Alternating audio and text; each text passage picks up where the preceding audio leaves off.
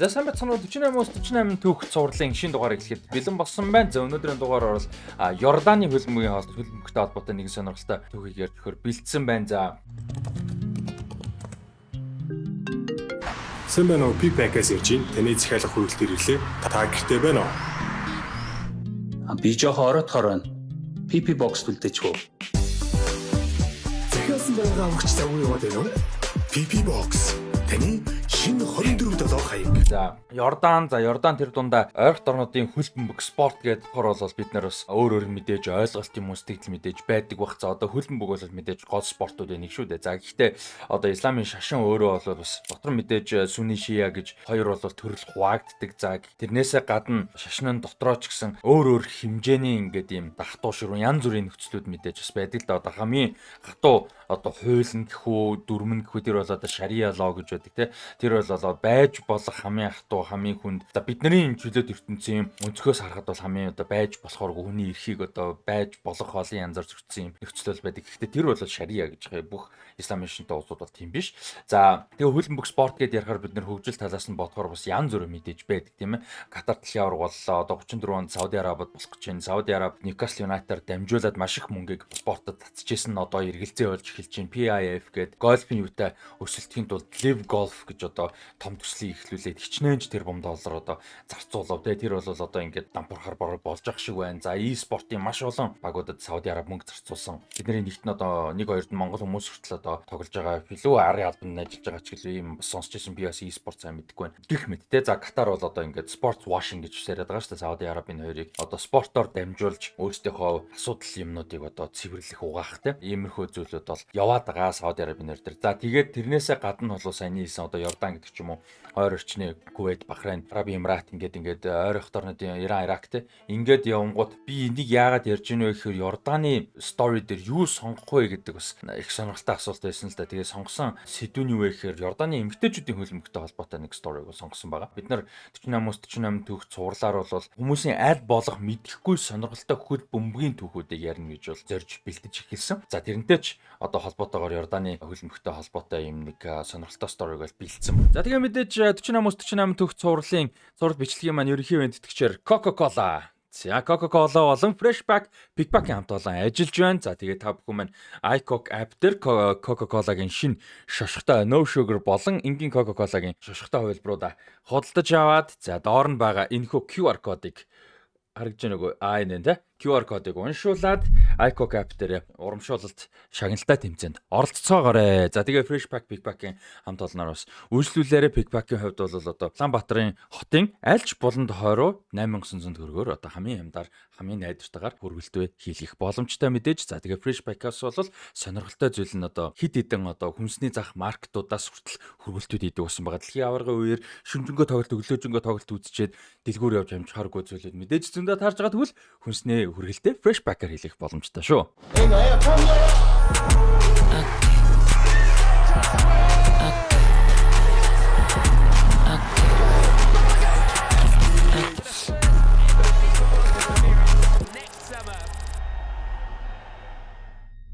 Йорданы эмэгтэйчүүдийн хөлбөмбөг бол одоо 2005 он хүртэл ер нь байгаагүй гэж хэлж болно. Одоо зохион байгуулалтын хөлбөмбөг бол байгаагүй. Тэр үед Йорданы хөлбөмбөгийн холбооны ерөнхийлөгч байсан Али бин Аль Хусейн гэж Йорданы ханху. Энэ хүн бол одоо эмэгтэйчүүдийн хөлбөмбөгийг хөгжүүлэх процессыг бол 2005 онд эхлүүлсэн байна.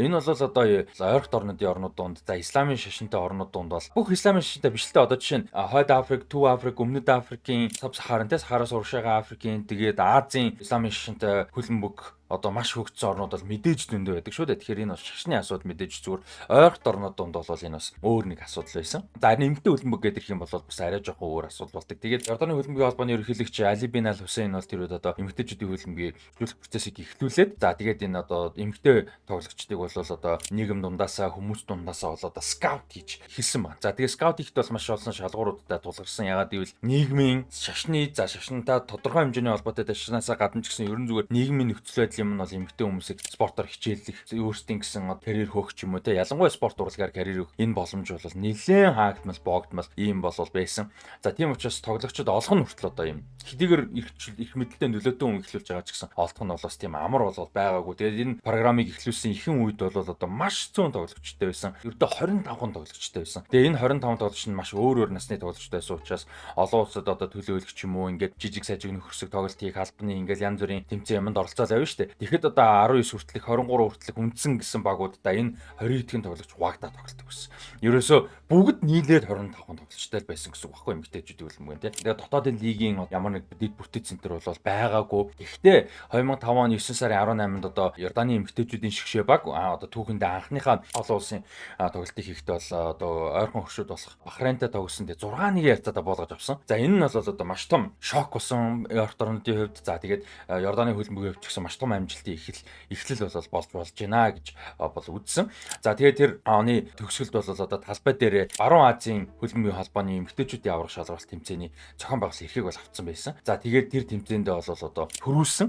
За тэгээд одоо Баруун Азийн орнуудын Орт орнуудын бол одоо өрсөлдөөн дунд бол илүүрхэж дөнгөж шинээр байгуулагдаж байгаа энэ баг бол одоо илүүрхэж цом өргөс нь бол маш том амжилт бол болж байсан. За тэгээд энэ баг бол одоо гэр бүлтэй нийгэм дунд те маш их шүүмжийг дагуулад нийгмийн айгүй их гадуурхагддаг ийм асуудлуудтай бол тулж исэн соёлын айгүй том асуудлууд мэдээж байсан. Тэгээд дээрэс нь одоо барууны хэвлэл мэдээлэл өнцгөөс харахад бол одоо ойр орнуудын эмэгтэйчүүдийг бол одоо тэр чигээрээ дарагддаг те тэр чигээрээ дуу чимээгүй өөрийн гэсэн одоо эйженси үзэл бодол өөрсдийн гэсэн сонирхол цаг гэсэн юм юу ч байхгүй гэдэг ийм одоо тодорхой хэмжээний ойлголт байдгийг бол одоо эвдэх зорилготой байсан хин ашийн зүгээр завшаан гарсан одоо боломж гарсан нөхцөл бүрдсэн. За тэгээд энэ тоглогчид бол одоо юм их зүйлийг туулж байгаа ч гэсэн гол амжилт зүйлүүд нь юун дээр одоо суурилсан юм бэ гэхээр энэ тоглогчид бол гэр бүл шиг ойртот нь бол одоо харилцаатай болж гэр бүлийн энэ тоглогчдын дээрээс нь одоо гэр бүлийн нөхрүүд нь за тэгээд ах аав нар те өөр одоо эргэн тойронд байдаг эрэгтэйчүүд бас найзууд нь ч гэсэн маш сайн дэмжиж олон нийтийн хүмүүсийн дарамт шүмжээс бол маш сайн хамгаалж одоо байсан.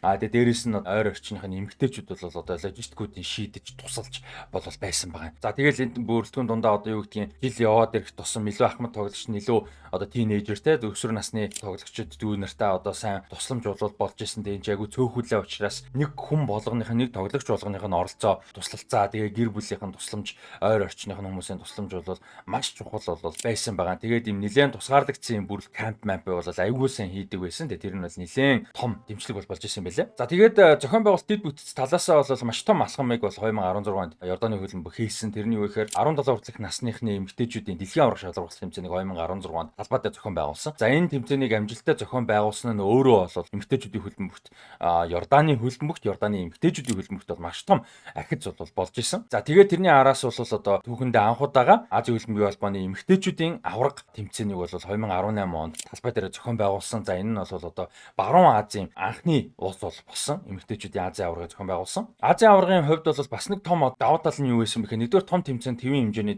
тэмцээн зохион байгуулж байгаа том ахиц байсан. За ойрт орнуудын орон одоо эмэгтэйчүүдийн твийн авраг зохион байгуулна гэдэг өөрөө маш том олон зүйлийг дагуулж байгаа шүү дээ тий. Маш олон орны одоо эмэгтэй тамирчид очин тэрийг дагаа гэр бүлийнхэн нь очин нийгмийн хандлага ил болж байгаа байдал медиа хэвлэл мэдээлэл соёлын солилцоо гэдээ маш олон талаас энэ бол давуу талтай байсан. Дээрээс нь энэ бол том давуу тал нь юу байсан гэхээр 2019 онд болох байсан. Одоо тухайн цагууд арай болоог байгаа шүү дээ. 2019 оны эмэгтэйчүүдийн дэлхийн аврах шалруулах тэмцээнд Азаас бол 5 эрэгтэй байсан. За тэрэнд одоо энэ урьдчилсан шат бол болж исэн. Энэ юу нэ Азийн аврах тэмцээн нь өөрөө урьдчилсан шат болж исэн нь бол маш том давуу тал байсан. За тэгээд талбай дээр зохион байгуулж байгаа Йорданы хувьд бол одоо энэ чэнэс их авч дэлхийн аврагт оролцох эрхийг авна гэдэг бол маш том давуу тал бол байсан. This is quite a game. It'll be a free kick. Oh, what a goal! And emotion overflows. За тэгээд эрхийг бол яаж авах байсан бэ гэхээр 18 оны Азийн эмэгтэйчүүдийн аврагт бол 2 хэсэг багууд бол орсон нийт 8 баг орсон. Тэрний хэсгийн шатандаа эхний 2-т орсон 4 баг бол шууд дэлхийн аварга эрхээ авсан бол 3-т орсон 2 баг хоорондоо дахин плей-оффын тоглолт тэгээд хоцсон нь бол эрхээ авч ингээд 5 баг бол Азаас 19 оны эмэгтэйчүүдийн дэлхийн аваргад бол орох байсан. Тэгэхээр Йорданы хувьд бол талбай дээр зохион байгуулж исэн маш том боломжтой байсан. За тэгээд суглааны хувьд айгүй чанга суглаа бол таарсан. Ер нь ямар ч байсан чанга суглаа таарах байсан л та. Хятад, Таиланд болон Филиппиний шиг огоодтай нэг хэсэгт бол орсон. Тэгээд эхний тоглолт бол юутай байсан? Филиппиний шиг огтой хийх тоглолт байсан. За тэр тоглолт бол одоо хамгийн том шалгуур нь байсан. Юу вэ гэхээр дараа нь хийх 2 тоглолт Таиланд болон Хятадын шиг огол эмэгтэйчүүд дэлхийн аварга тогтмол ордог те. Азийн хөлбөмбөгтэй эмэгтэйчүүд хөлбөмбөгтэй Японы хэмжээнд хүрэхгүй ч гэсэн Аздаа бол сайндаа ордог ийм 2 баг байсан учраас Филиппинийг хожих нь хамгийн том одоо зорилго нь байсан. Юуны Amman International Stadium гэж цэнгэлдэхэд бол 9500 фанатууд бол одоо цугласан байсан. Энэ цэнгэлдэг бол одоо 15000 үзэгчийн судалтай. Тэгээ 9000 фанат цугласан цэнгэлдэхэд бол 15 дахь минутанд эхний голыг Йорданчууд өөрсдөө хийсэн. За тэгээ 2 дугаар эхлээд удаагүй байж итэл бол одоо багийн гол тоглогч хамгаалагчдын нэг Ясмин Каир өөрийн хаалгандаа гол оруулж 1-1 болгоод 76 дахь минутанд Sarina Bolden Филиппинээс гол хийж 2-1 ярцаатай Филиппинд хожигдсон. За энэ бол одоо сэтгэл зүй талаас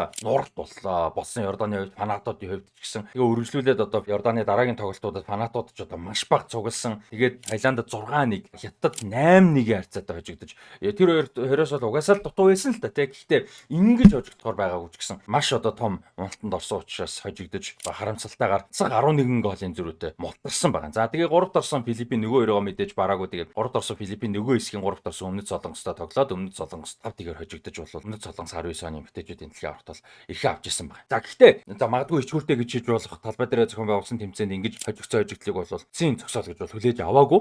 Тэгээ Йорданы хөлбөмбөгийн холбооноос бол одоо эмэгтэйчүүдийн багийг бол бүрэн хэмжээний одоо мэрэгжлийн баг болгож ахиулсан. За энэ бол маш том шийдвэр болсон. За тэгээд тэрний ачаар бол одоо энэ дид бүтэц талаас санхүү хөгжилтэй бэлтгэлийн бааз маш олон талаас бол олон боломжуудыг бол бүрдүүлсэн байгаа. Бүр институт талаасаа тий холбоо талаасаа бол дэмжлэг бол болсон. Тэмцээний өмнө нь бол одоо Европ, Хойд Америк, Зүүн Азаар бас аялж бол бас тоглолтуудыг бол хийгээд бол амжсан байсан. Тэгээд энэ тэмцээний дараагаар бол бүр том ахицуудыг бол хийсэн. Тэгээд хой тоглож исэн одоо өөрийн хаалгандаа гол оруулж исэн. Хятад хамгаалагч одоо Ясмин Каир бол хэлж исэн одоо маш олон тоглогчид бол энэ Йордан жишээ тоглож исэн тоглогчид бол ажиллаа. Тэгээ академийн боловсрлоо, гэр бүлээ золиосч байсан. Энэ тэмцээнд бэлтгэхийн тулд энэ тэмцээний үеэр те. Одоо энэ чинь бүгд одоо мэрэгжлийн биш байсан байгаа шүү дээ эхэндээ. Тэгээд тийм учраас бол дараа нь мэрэгжлийн болохын процесс бол одоо маш том хэлэц бол болсон гэдэг онцолсон байт юм байлээ. За тэгээд энэ одоо тавьсан суур бол одоо цаашаага үргэлжлээд баруун Азийн эмэгтэйчүүдийн хөлбөмбөгтөө бол одоо маш том ахиц бол яалтчгүй болсон. Тэр 2005 онд баруун Азийн эмэгтэйчүүдийн аварга төрүүлснээс хойш бол 2007, 14, 2019, 2022 болон 24 онуудад төрүүлсэн. Өөрөөр хэлбэл баруун Азийн одоо эмэгтэйчүүдийн хөлбөмбөгийн бол одоо номер 1 баг нь болсон гэсэн үг. Тэгээ баруун Азийн эмэгтэйчүүдийн аваргын бол одоо рекордыг эзэмшдэг 6 удаа төрүүлсэн. За энэ бол одоо гайхалтай юм түүх бол болсон. За тэгээд тэрэн дээр нэмээд бол Arab Women's Cup гэж байдаг. Араб гаралтай араб улсуудын хоорондын бас эмэгтэйчүүдийн цом гэж байдаг. За энэ тэмцээний 21 онд болсон одоо Египтийн Кайро хотод болсон тэмцээний финал дээр бол Тунисийн шогтой таарсан. За Тунисийн хувьд бол фаворитууд байсан хамаагүй илүү бүрэлдэхүүн туршлагатай бас одоо дайггүй лигүүдэд тоглолтог юм тоглогчтой. Олон жил одоо мэрэгжлийн байсан ийм бүрэлдэхүүнтэй тогсон боловч яг тогсон. Тэгээд тэр тоглолтод бол 92 дахь минутанд хамгаалагч Ая Ал-Мажалигийн голоор бол хожиж бас гайхалтай амжилтыг үзүүлсэн. За тэгээд одоо амжилтанд хүрсэн. Тэгээд 2021 онд бол одоо араб эмэгтэйчүүдийн одоо цомд бол Тунисийг болгож авсан байгаамаа. За ингээд одоо 2005 он гэхэд одоо 25хан одоо бүх шатлалтаа ердөө 25хан тоглогчтой дотоодын лиг дид бүтэц одоо юу гэдэг бэлтгэлийн бааз ч гэж байхгүй ихэлсэн хөлбөмбөг бол одоо лигийн системтэй болчихсон, өрсөлдөөнтэй болчихсон. Тэр анхны шатанд дөнгөж эхэлж яхад нь тоглож эхэлж исэн Шахназ Жибрийн тэргүүтээ одоо тоглогчид бол одоо мэрэгжлийн бүр хэмжээний одоо лицензтэй мэрэгжлийн хэмжээний мундаг дасгалжуулагчид болчихсон. Одоо ингээ өсвөр насн дээр явж байгаа жоохон байгаа охтуудад бол одоо спортын болон одоо маш олон төрлөөр олон хүрээний маш том үлгэр дуурайлууд болоод ингээд явж байгаа юм бэлээ. Тэгээ Аман хотод бол хэд хэдэн одоо эмэгтэйчүүдийн мэрэгжлийн болон одоо сонирхчдын клубүүдтэй болчихсон, академиудтай болчихсон ингээд бол явж байгаа юм бэлээ. Ингээ харахаар бол зөвхөн шашнаар ч юм уу, улсаар ч юм уу, үндэс угсаагаар арьс өнгөөр те янз бүрээр бид нар бол тодорхой хэмжээний стереотип хийдэг те тодорхой хэмжээний generalize хийдэг буюу ерөнхийд ойлгож авдаг боловч яг ингээд нарийн судлаад, нарийн үзээд, уншаад ингээд харах юм бол улс болгонд, соёл болгонд маш их одоо сонирхолтой хөлбөмбөгийн мэдээж хөлбөмбөг ярьж байгаа юм чи хөлбөмбөгийн ахицууд явж байгаа, процессуд явж байгаа. Тэгээ амжилт гэдэг өөрөө бас одоо relative буюу янз бүр шүү дээ тий. Одоо жишээ Монголын шигшээ баг маань сая хэдхэн жилийн өмнө 19-оос 20 оны улирлын үед дэлхийн аврах шалралт тэмцээний урьдчилсан яг үндсэн шат руу орсон шүү дээ тий. Японы шокт 2 тоглосон. Тэр бол бидний хувьд маш том амжилт байсан жишээ. Тэгээд ингээд харах юм бол одоо уус болгон өөрсдийн гэсэн бас сонирхолтой амжилтуудыг хүрээд зорилгоо хүрээд ингээд явж байгаа учраас бас энэ төвхийг ярих нь чухал байсан болоо гэж бол бодож ин Йорданы хөлбөмбөгтэй эрэгтэйчүүдийн баг нь мэдээж энэ жилийн дэлхийн аврах шалралт тэмцээн түүхэнд анх удаа орсон. Хэсэгтээ бол одоо юу гэдгийг сүртэй мундаг амжилтыг үзүүлж чадаагүй ч гэсэн одоо саяхан бас 25 онд Азийн аваргаар бол маш сайн тоглосон. Сая дэлхийн аврагт ямар ч байсан орлоо. За эмэгтэйчүүдийн баг нь тэнцээ Араб болон одоо Баруун Азийн хөлбөмбөгт бол одоо ингээд мундаг амжилттай бол явж байна. Тэгэхээр ингээд Йорданы хөлбөмбөг гэдэг бол бас олон талдаа бол ингээд мундаг хөгжилтэй явж байгаа юм байна гэдгийг бас онцлох нь сонирхолтой байсан болоо гэж найдаж байна.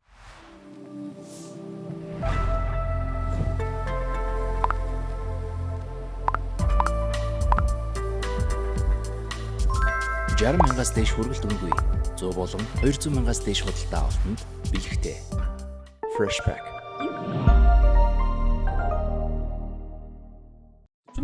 48 түүх цуврал бичлэгийн ерөнхий мэддэгч Pickback. Тавхан Монгол орон даяар байрсан 200 шиг PP боксоор хот дотор болон орон нутгийн хүргэлтэд шийдэх боломжтой. Мөн гэртээ байхгүй үед хүргэлт ирэх эсвэл хүн ямар нэгэн зүйл илгээх гэсэн боловч тэр хүн нь хэлсэн хаягнда байхгүй үед бүр эсвэл гэрийн хаягаа зааж өгөхгүйгээр хүргэлтээ авмаар байгаа үед PP боксыг ашиглан найдвартай эзүүсээ хадгалуулж болно. Мөн хоол, фрешмус, хоолны бэлтгэц мах бөөнд зэрэг ангиллуудын бүтээгдэхүүнүүдийг нэг доороос өргөн сонголтоогоор ханаас ч хүссэн газраа энгийн болон шуурхай хүргэлтээр сонгон захиалан авах боломжтой хүргэлтийн хамгийн том дэд бүтцтэй Freshpack платформ. За ингээд энэ хүрээд 48 түүх цувралын маань одоо өнөөдрийн дугаар бол өндөрлж байна. Ерөнхий мэддэгчээр ажиллаж байгаа Freshpack, Pickback-ийн хамт олон Coca-Cola-гийн MCS Coca-Cola-гийн хамт олондоо баярлалаа. Дараагийн дугаараар уулзлаа. Баяртай та бүхэн үзсэн дугааруудаа таалагдсан дугааруудаа бусдаа хуваалцаарай.